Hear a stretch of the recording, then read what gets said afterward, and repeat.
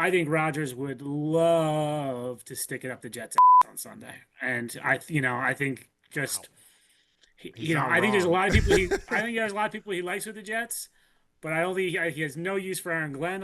You can tell that from his comments on McAfee. Just he's a guy who loves drama, and this would be the dramatic thing would be for him to come into MetLife and beat his old team.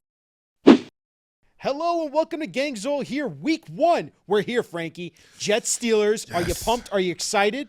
Dude, I'm ready to play, man. I'm ready. I'm ready to go. It's like the fun time of year, man. We got the opening night kickoff tonight with Eagles Cowboys, but this is a Jets show, and this is always what we're going to be about. Jets all season long. This is week one. We're here finally, and we can't do it without our guy Brian Costello, our Jets beat writer. Kaz, how you doing today on this Thursday? Good guys, happy to be here. Kaz, I want to know something before we start talking about the Jets. We were asked, I'm throwing this at you right off the bat. We were asked by the director here, Sam, who you're rooting for in tonight's Cowboys-Eagles game. Yeah, I do not have a rooting interest in that game, frankly. I'll probably We made a I'll bet. probably I be said you asleep. were rooting for the Cowboys. I'll probably be asleep by halftime. I think I picked the Eagles, so I picked the Eagles. So I'd probably be hoping the Eagles win Ah, there. But I really will not lose sleep over who wins that game. okay. I was telling Sam Jerry Jones won me over, so I'm rooting for Jerry. That's I'm saying crazy that you All root for right. Jerry Jones. That man is the heart of dysfunction there. Let's get to Jets football. Kaz, another season for you. You want to put the expectations, what level for this Jets team? I think a lot of fans have low expectations for this Jets team. I'm excited for this team. I think Frankie has finally gotten aboard the Aaron Glenn era here. It's about to kick off. All the offseason talk, all the prognostications, whatever you want to call it with Glenn. This is the time now for him to show his first head coaching role here and game here against the Steelers. And what a matchup the NFL schedule makers were going, hey, we got Aaron Rodgers returning in MetLife against his former team, and then Justin Fields, playing his former team, a team that he was benched for after starting 4-2. There's so many great storylines getting into this week one matchup. So let's start there. The Jets are welcoming Aaron Rodgers back to MetLife. It feels like it hasn't been as hyped or talked about just from what the quotes we've seen from the guys in the locker room. What is your sense here with the Jets welcoming Aaron Rodgers back in week one? I almost feel like it being week one, it's not as prominent as it may have been had it been week 4 or 5, something like that. Deeper in the season, probably the same thing. But week one, I feel like there's so much to talk about with it. Aaron Glenn being Aaron Glenn's first game and Justin Fields' first game as Jets quarterback and what to expect and starting a season that it's kind of hasn't quite been the hype that maybe people thought. And no one's played into it. The Jets were very cautious with their words when we spoke to them Tuesday. I think they had clearly been told by Aaron Glenn not to feed into that storyline. So they were all pretty much saying, oh, we're just worried about us, that kind of thing. And then Rodgers in Pittsburgh really said nothing about the Jets when he spoke on Wednesday.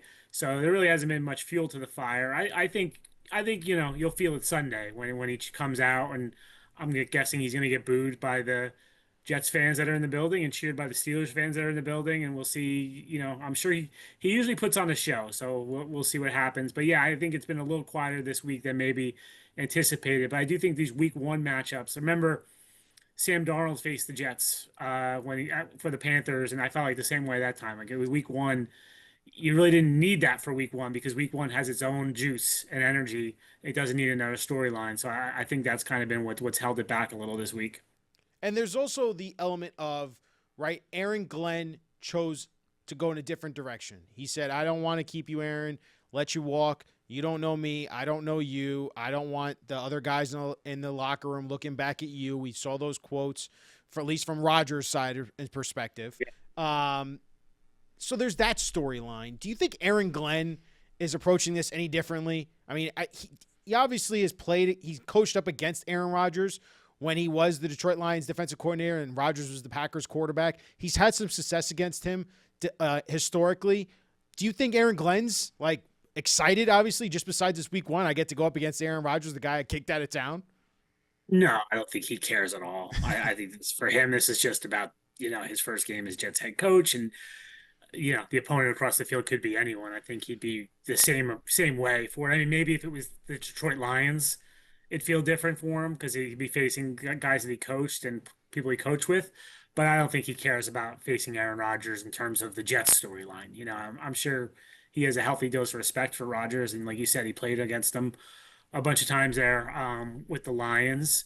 And so, I don't think Aaron Glenn is really focusing on his Jets history at all. Kaz, from everything I've seen this offseason from Aaron Rodgers, preseason, practices, etc., I would be shocked if he comes out and dices us up. We spoke about this last week. I've been looking into Rodgers and what he did last year. I think it's the end for him, and I really think that Pittsburgh may have made not the best decision unloading, this team on Aaron and saying, hey, can you get us over that hump? Can you win us a few playoff games? How do you feel about that? Would you be shocked if Aaron Rodgers came out and threw for 250 yards and 3 touchdowns? No. And Ryan, clip that bit of Frankie there saying this is the end, and all that You stuff. wouldn't So be that surprised? if the Steelers win on Sunday, we can play that back next week. I could start the show. No, I wouldn't be surprised. I mean, 250 and 3 touchdowns? No. If you're telling me like 400 yards and he runs for 3 touchdowns, like yeah, I'd be surprised at that. But 250 and 3 touchdowns, that's a very good game. But I wouldn't be shocked at that. I'd be surprised. I don't expect him to do that. And I don't think you can go off of social media clips of him running around in practice. I know people have made a Yeah. big deal. He would slide. Like guys, like as somebody who's at these practices and you're watching 2 hours of practice, and then you go on your computer or go on your phone later and you see like fans or whoever or the team puts out a clip of 15 seconds of that practice, and people are surmising things from that clip. It's ridiculous. Like you can't judge much off of that. And he didn't play in the preseason. I will say There's got to be he has rust not there, played. right? He has not played well in openers. Yeah. If you look at his openers the last few years, they have not gone well. I didn't play particularly well in San Francisco last year. Right, he had the one drive, really nice drive, but other than that, didn't do much. So there's that. There's the fact that he signed in June. How much time has he had to work with these guys? He didn't play in the preseason. So I don't expect him to come out and thrash the Jets. I don't. But would I be shocked? No. He's one of the greatest quarterbacks in the history of the NFL. So, and I do think, Aaron Glenn, like you asked me about Aaron Glenn, he's not focused on this. I think Rodgers would love to stick it up the Jets' ass on Sunday. And I think just, He's not I think there's a wrong. lot of people I think there's a lot of people he likes with the Jets, but I don't think he has no use for Aaron Glenn. You can tell that from his comments on McAfee. I don't think he was in love with Woody Johnson at the end of last year. So, I think just he's a guy who loves drama, and this would be the dramatic thing would be for him to come into MetLife and beat his old team and walk out triumphant. So I think, would I be shocked? No, Frankie. Kaz just convinced me that may happen, actually. Well, So by the way, I agree, and that's a colorful, great way of explaining how Rodgers feels about this. I think that's exactly his mentality and attitude approaching this game. But that's why I asked about the Aaron Glenn part of this, right? Like, I think Aaron Glenn, one, knows how to beat Aaron Rodgers because he's done it before with Detroit. And I think he's going to try and scheme how exactly to make him confused and frustrated, because I saw plenty of last year, in my opinion, evaluating the film from Aaron Rodgers last year. He didn't look like his classic Aaron Rodgers self. You can say, hey, injuries played a part and factor into it. The Jets maybe weren't surrounding him with the right things, but they did everything they could to support him. And that include bringing his own offensive coordinator. That include bringing in his best buddy and friend in Alan Lazard and Devontae Adams. They gave him Garrett Wilson and Breece Hall. There was plenty there for him to succeed, and I just don't think he played at a high enough level for you to be a playoff team. And that's why, again, I was shocked just like you. It's like Father Time is undefeated, Kaz, when it comes to these older quarterbacks. We saw the fall off of Brady. We saw the fall off with Peyton Manning. We saw the fall off with Drew Brees. It's going to come for Aaron Rodgers. And I think he's had that fear in the back of his mind. While he may not say it publicly, he has to recognize other quarterbacks have struggled when Father Time comes and says, you really can't be playing against these young kids anymore and playing quarterback at a high level. And that's where I am interested in seeing if Aaron Rodgers is more of what we saw like in the Patriots game, or more of like what we saw the rest of the season where throws really bad picks against Minnesota, Buffalo, and Seahawks. Like, I don't know, man. I just don't Yeah. think he's going to be the same Aaron Rodgers we think. But I just watched the whole season from last year recently. I for over a few weeks I watched it, and the defenses dictated how Rodgers played to me more than anything else. I think when he ran into good defenses last year, he had a tough time. And then some of the softer defenses, he cooked, right? Like Miami, those two games against Miami, he did really well. Miami's defense was a little banged up at that point of the season. They did the last game, they really didn't have anything to play for. But the week before, like there became this narrative out that he played really well at the end of last season. Like that, you heard that when he was like out there. He did play very well against Miami. He played very well against Jacksonville. Buffalo destroyed him Yep. Yeah. in the second to last game of the season. So, and that they are obviously the Bills have a really good defense and they beat them up. So I think this is about the Jets defense as much as about how good Rodgers is at this point. And I'm not sure confused is the word I would use, Ryan. You said like they want to confuse him. I don't think he gets confused. I think he can get rattled by pressure. I don't think he likes to get hit at this age. And I think sometimes he's rushing to get the ball out. And that can create some problems. He forces some things. So can they do that? Can they blitz him? Can they create some pressure with the front four? That to me is the key against Rodgers is and like it's the key against almost every quarterback who's ever played football, right? Is that none Patrick Mahomes doesn't like to get pressure. So can they create some pressure against him and rattle him that way? And then does Pittsburgh have a running game? Because the Jets didn't last year, and I think partially because of Rodgers. But I think can the Steelers run the ball and take some heat off of him? Well, we know that Rodgers is going to be checking out a lot of those run plays anyway, so they're not going to be running the ball that much. Yeah, and I agree with you, Kaz. It's about that front four.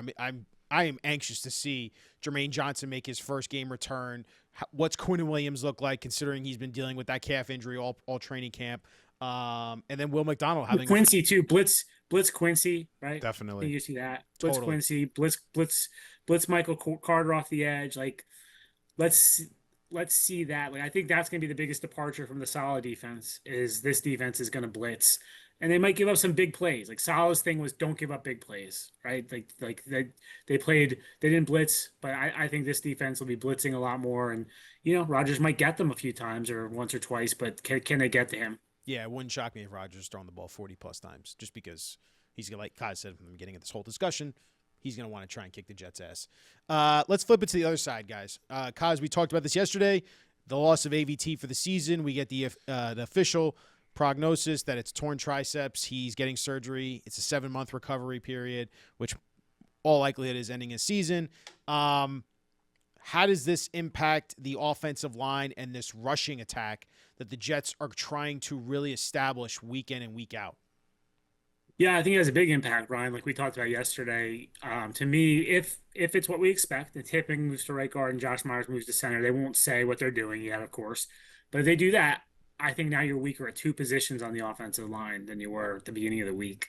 So, I do think Tippmann can play guard. I think maybe he might be a better guard than a center, but I don't think he's as good as AVT, and I don't think Myers is as good as Tippmann at center. So you're weaker there.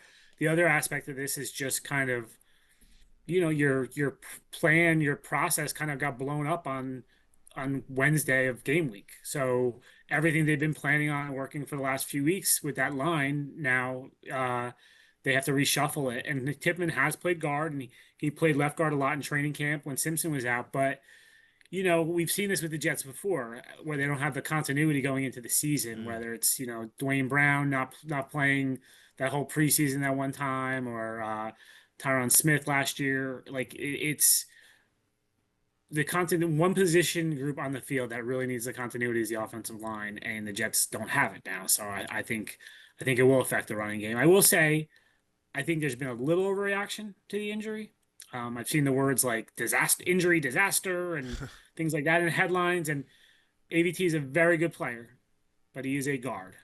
So, someone asked me today, would you change your prediction because of AVT? Like, no, not like yes, this hurts the Jets. There's no doubt about it. But is this a season altering injury? No, I think season altering injuries happen to quarterbacks. And, if they lost Garrett Wilson, that's a season-altering injury. If they that kind of thing, I don't think as good a player as ABT is, this does that. Now, the other aspect of this, Ryan, too, that I was thinking about after we talked yesterday is it's the first domino to fall, and it fell before the season in terms of injury. So like now they're already down one. If they lose another guy, it could be early in the season where you're dealing with this game where you have a lot of backup offensive linemen, which is tough. Yeah, I'm just I'm curious when Max Mitchell is going to make his first start for us, But Kaz and Ryan, onto this offensive line point. Pittsburgh, their front seven is arguably one of the best in football. Yeah. Last year, they were ranked their defensive line first in the NFL. They had the best pass rush, top-ranked pass rush by PFF in the NFL. Now, where they're vulnerable is the back half. They do have Jalen Ramsey. They have Darius Slay. They have Joey Porter Jr., so they have players out there, but they're vulnerable.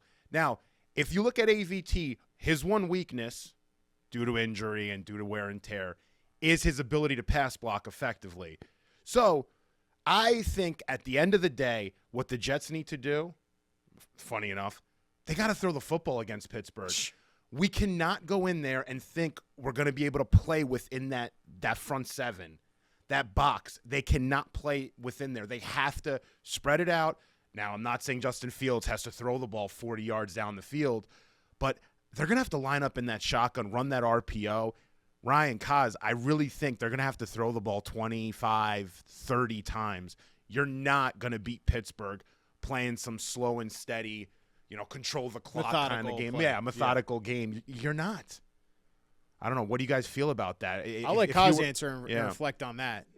It's tough. I think it's an interesting question, Frankie, because it's one of those questions of, do you take the approach of this is who we are, we do what we do, and make them stop us? And I think if they do that, then they've talked about it ad nauseum. They want to run the ball, or do they go into this game going, all right, maybe we do have to do something different here and play to the opponent? That was sort of the genius of New England, right? Is they could morph into different things with Brady and Belichick, and they sort of adjusted along the way to their opponents. And like, I haven't seen anyone do it as well as they did it like that. But other teams just go, okay, this is who we are, and you have to stop us. I will say, I don't know if you guys saw this, that Cam Hayward didn't practice today. He wasn't at practice, and there's stuff going on where he wants a contract, and seems like that's a pretty interesting development. He wasn't on the practice field today, so wow. He's so we'll good. see what happens there. But they're a different defensive line if he doesn't play. Yeah.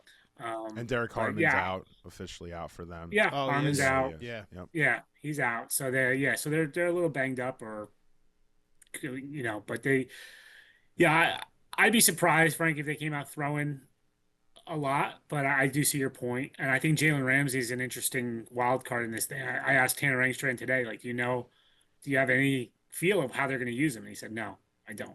He's like, I don't know how to. So like, is he going to be the nickel? Because I don't think he can play outside anymore. So is he going to be nickel?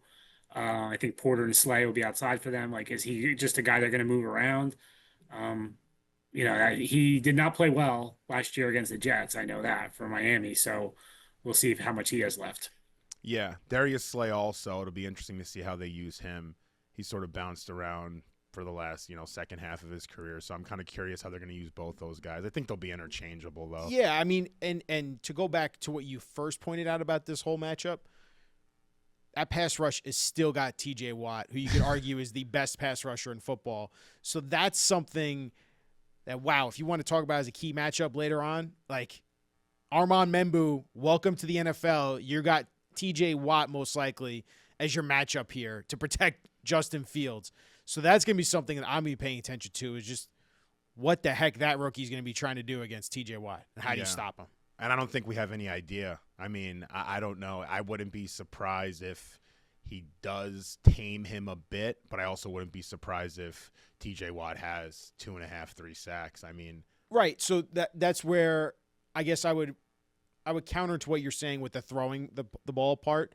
Like, make him earn the right to rush the passer, run the friggin' ball down his throat, tire him out that way, and maybe you can take advantage if if you keep pounding the ball and you're moving the ball down the field. Tanner, by the way, needs to come out with a really good clean game plan because you don't want Justin Fields. He loves to hold the ball back there. Do not hold the ball against this defense, please. This is the last Yeah. defense you really want to do that against.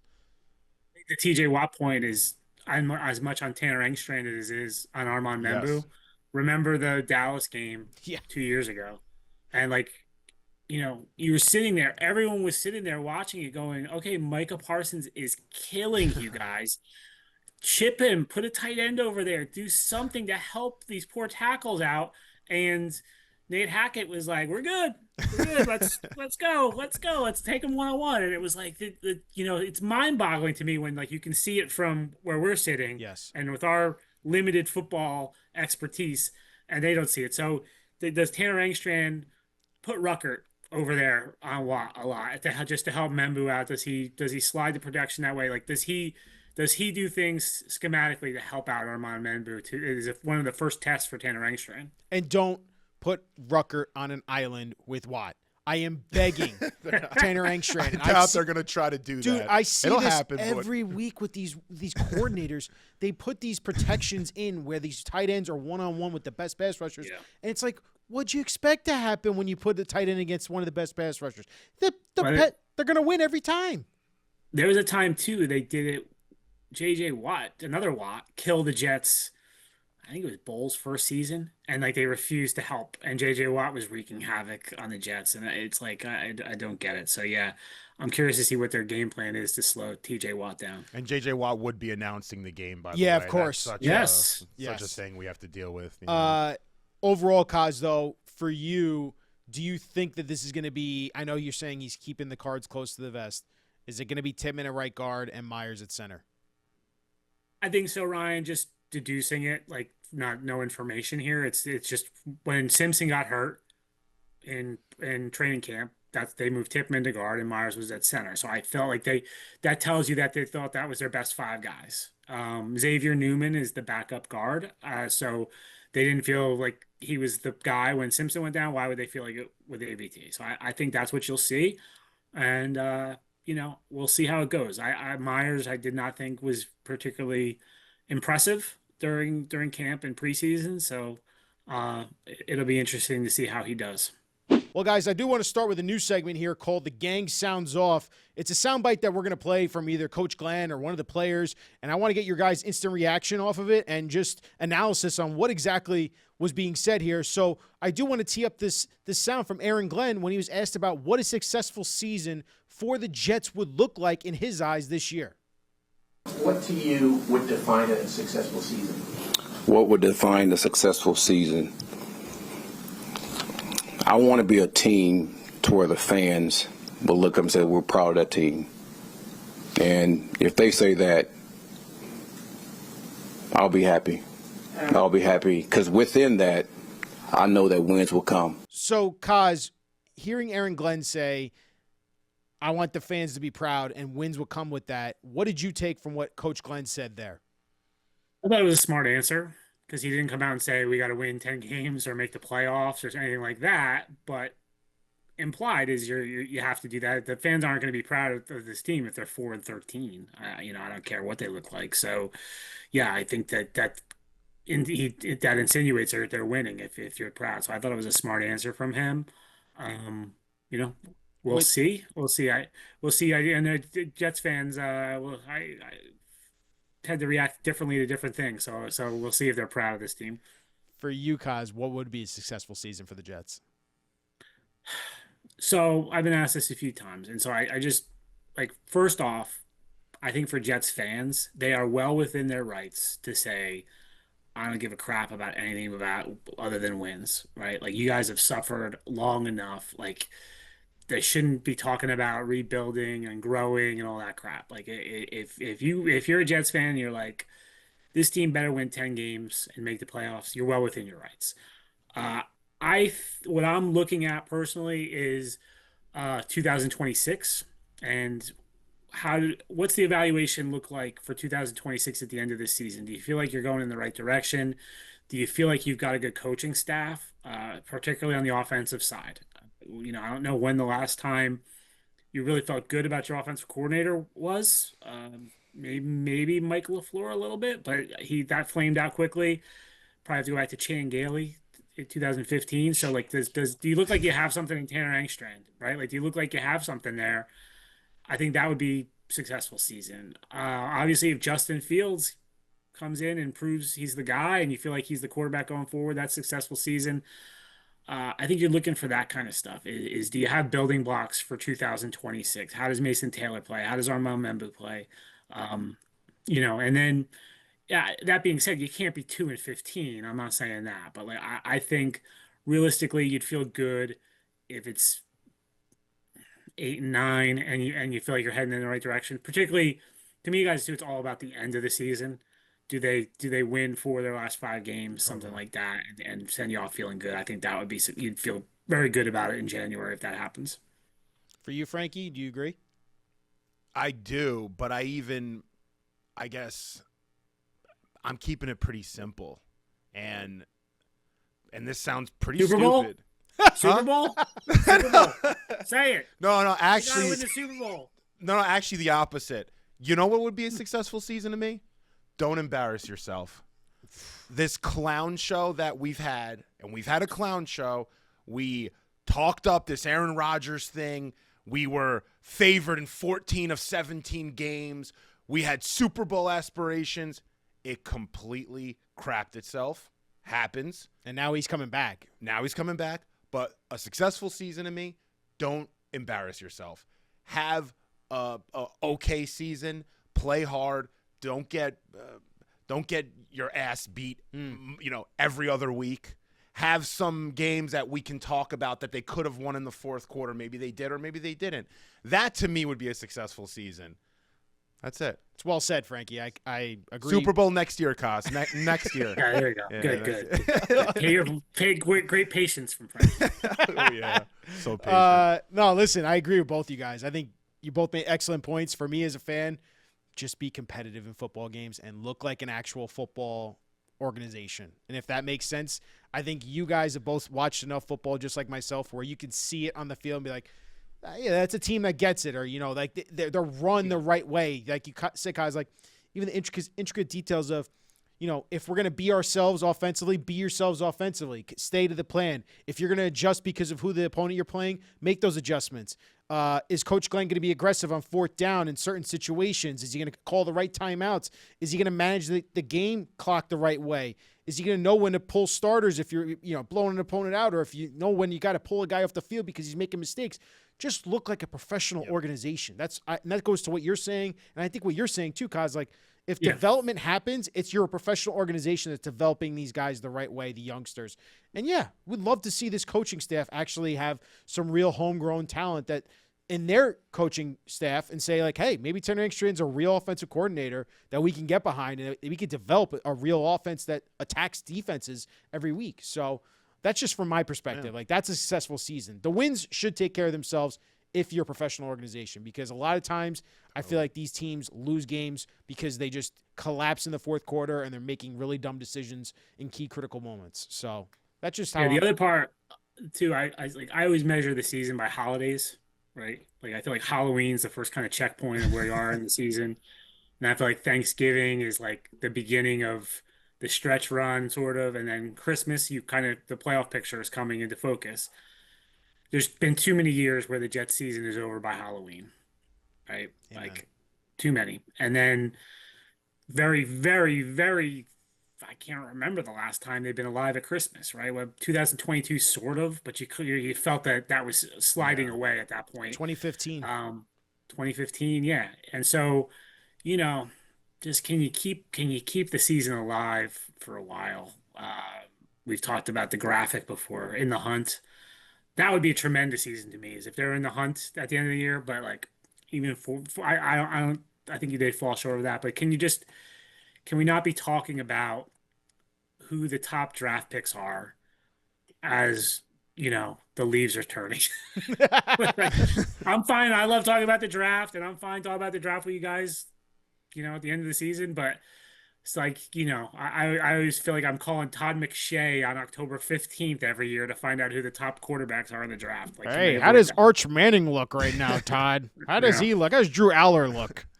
Can we go to Thanksgiving and just say to our family, if the Jets win out, they could make the playoffs? Can we have that conversation? There you go. That's all I want. That'd be nice. Hey, we win out, we could make the playoffs. Make my father-in-law very happy. I'll tell you that much.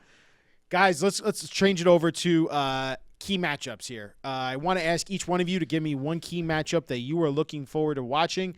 That this can actually determine the game and the outcome of how the Jets play. So I'll start with you, Kaz, if you have a key matchup. All right. Yeah. I'll kind of go with, there's some obvious ones, I think, we've hit on some of them, but I'll go sort of off the radar. Patrick Queen, to me, the Steelers middle linebacker against Fields, the running game.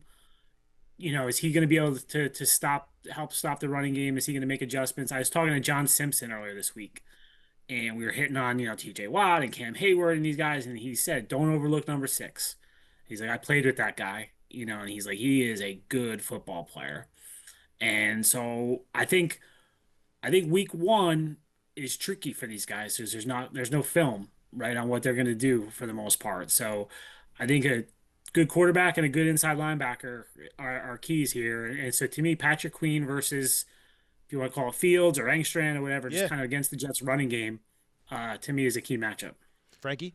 Yeah, I love that, Kaz. I know Patrick Queen brought up Blitzburg, he said, is coming back this year. So, he said that a few days ago. But you know where I'm looking at? I'm looking at Will McDonald lining up over Troy Fautanu. Troy Fautanu, first-round pick last year for Pittsburgh, starting at right tackle. They're moving Broderick to left. I don't know if he's going to last there, but, hey, week 1 is week 1. I'm looking at that matchup. Will McDonald had Broderick's number last year. He's had his number in the past. What's he going to do against Troy Fautanu? They really like him in Pittsburgh. Willie Colon came out this week and said that he could be an all-pro this year, Troy Fautanu. Let's see Will McDonald line up against him and see what happens. I'm going to be looking at that matchup all day. I think that's a good one too, Frankie. For me, fellas, it's going to be both the running backs, Braylon and Brees, versus this front 7. And if they can make some guys miss, includes Patrick Queen, I just want to see how this running back committee actually looks and how the split carries go, right? Like who's getting – if let's say Brees is in there and he has a couple of good runs, are they going to pull him off the field for a 3rd and short for Braylon? Are they going to use – are they going to use both of these guys on the field at the same time? What is that going to be usage going to look like? So I'm paying attention to how those two running backs can take advantage of – if they get in space, can they make guys miss? And also at the same time, like when they got to get up in the middle and get those chunk yards, go get them. So that's the one I'm most looking forward to seeing. I know it's an obvious one, but I want to see how that split usage is being used between both those guys. Let me ask you guys a question. Do you think Isaiah Davis is going to be used? He would know more than me. Yeah, Kaz, what do you think? Isaiah Davis, week 1. I mean, how many snaps do you think he gets? Do you think he gets 6 to 8 snaps? He'll see the field? I mean, like that's something like that. I think he'll see the field. Yeah. I don't think it'll be a ton, but I think he will see that. I tried to ask Engstrand today. He really wouldn't answer it. Like if he goes in with a plan of this is how much I want this guy to play, this guy, or if it's by feel and riding the hot hand, he really didn't answer it. He said he wasn't giving away the trade secrets. So maybe he doesn't know yet. Wasn't asking the percentage. Yes. So no, but I think you'll see all 3 of them, Frankie. I do. Nice. Well, I said running backs in my key matchup because as a producer, I now have to segue into our next segment. Wow. You guys want to do some trivia? Yeah? Kind of. Kind of, Kaz? Yeah. I want to stump you. That's why I'm trying to get you. I don't want to do it, but I don't want to. It's not that hard to stump me. You can stump me. Oh, it's not that hard to stump him. You hear that? Let's do it right now. All right. Easy. Here's the question for the day, boys. Who holds the Jets record for the most rushing yards in a Week 1 game all time? I just did the quarterback passing yards in a game for my newsletter. Is this a very surprising answer? I'm not giving you any hints. You got to guess this. This might be a terrible guess. I don't know why my brain's going to LaDainian Tomlinson having a great opening game for the Jets. And I could be completely off on that. Okay. Kaz, you got to guess? I'll go Freeman McNeil. It is not Freeman McNeil. It is in between both of your answers. Curtis Martin in Week 1. That's very obvious. I listen. Hey, I stumped both of you there. September 12, 2004, versus the Bengals, had 196 rushing yards in the Week 1 matchup. Curtis Martin holds the most rushing yards in a Week 1 game for the Jets. What year was that? That was 2004. 2004. Wow. Okay. I'll give you guys bonus points if you can tell me who owns the most interceptions by a Jet in a Week 1 game. Most interceptions. Yeah. It's the safety, Jordan Yep. Whitehead. Yeah. Wow. I knew you'd get it, Kyle. I was looking at knew you were safety. gonna I was get like Kerry Rhodes, Victor No. Green. I was like, You it's got- you recent. got- wow, that's a Yeah, it was recent. Yeah. that's amazing. Bonus points for Kaz there. All right, fellas, let's go over to over-unders where Brian Costello absolutely owns this part of the show, making his picks for over-unders and props for the game, and then we'll make our picks for the game.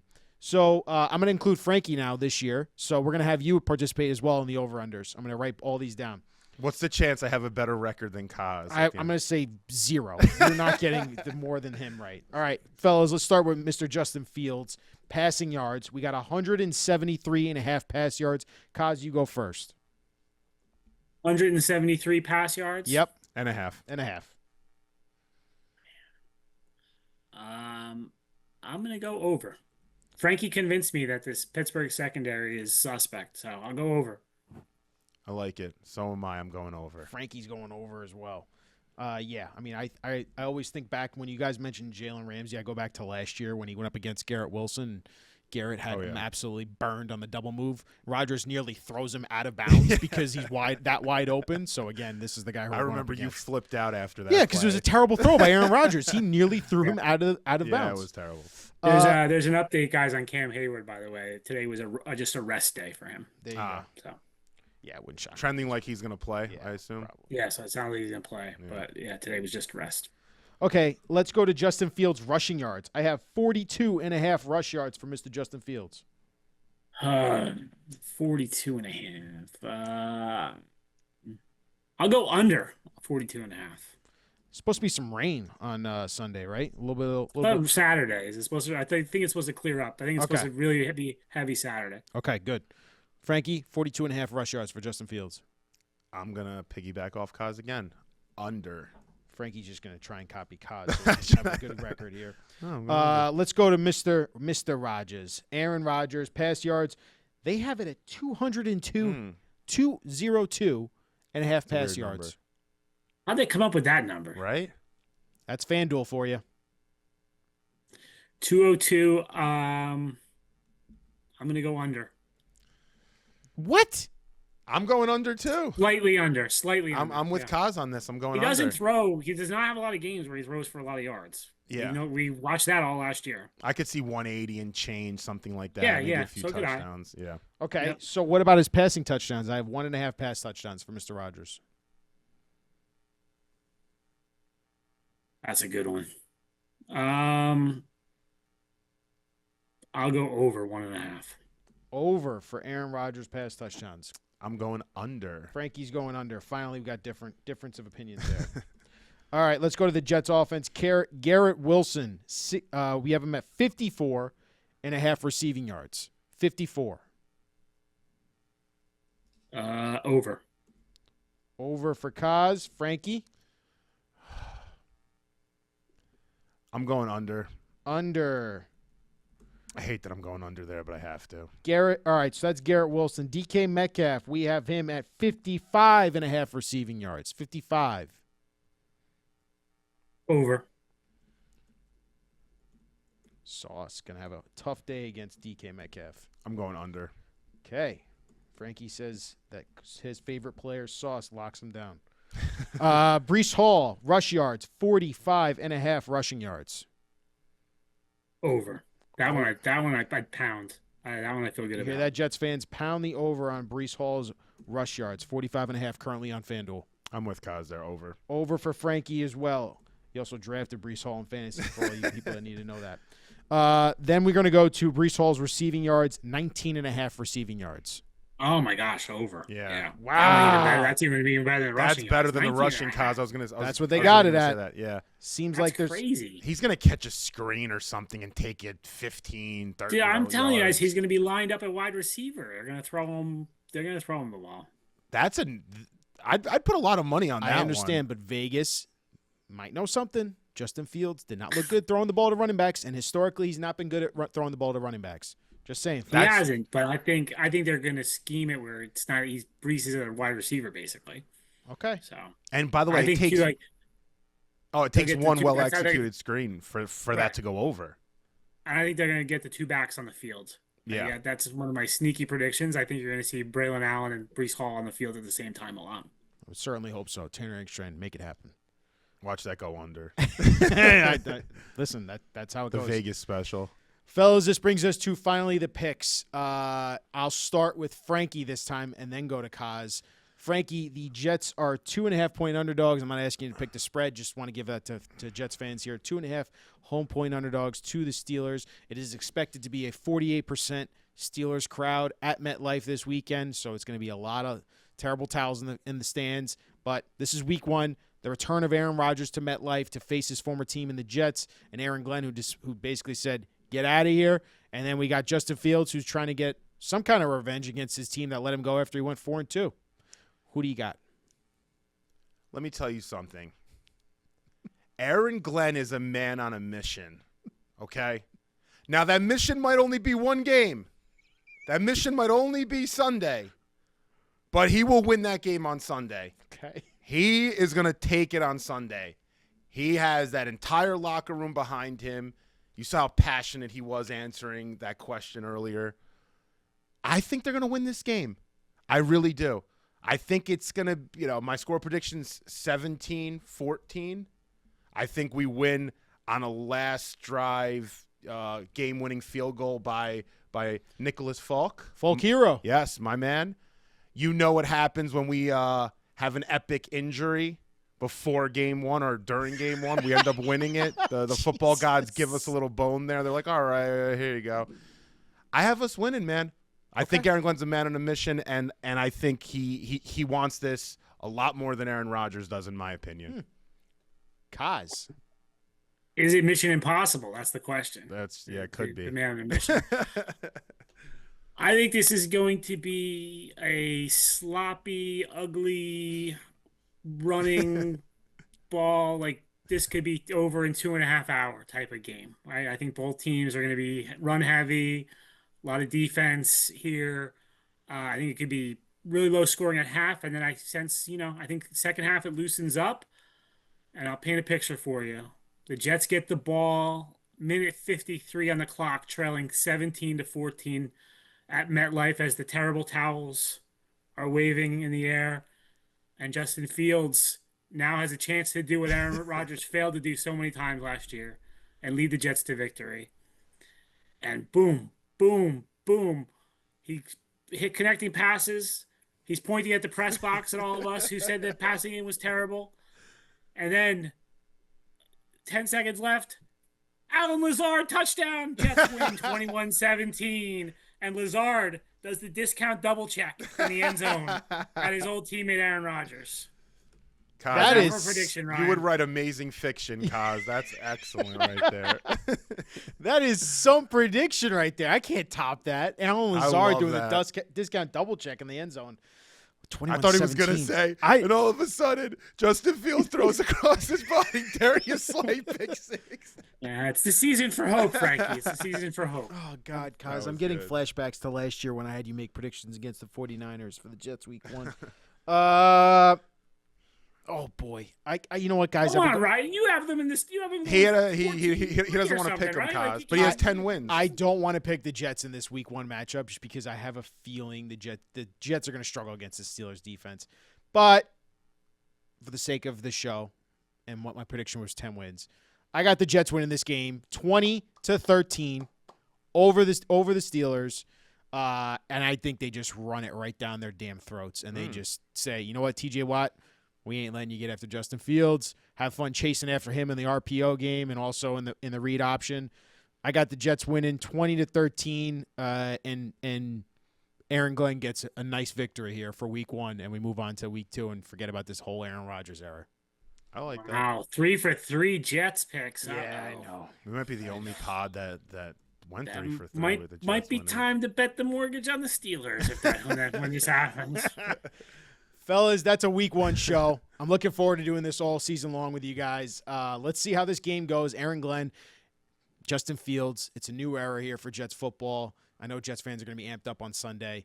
And let's get this thing going. Let's see how this team starts to play football. And I just want to see how good this damn offense can be or not. Kaz, we appreciate you as always for coming on here, man, giving us all your analysis and time. And we'll catch you next week. And Jets fans, as always, for Frankie and Ryan, like we say, go Jets.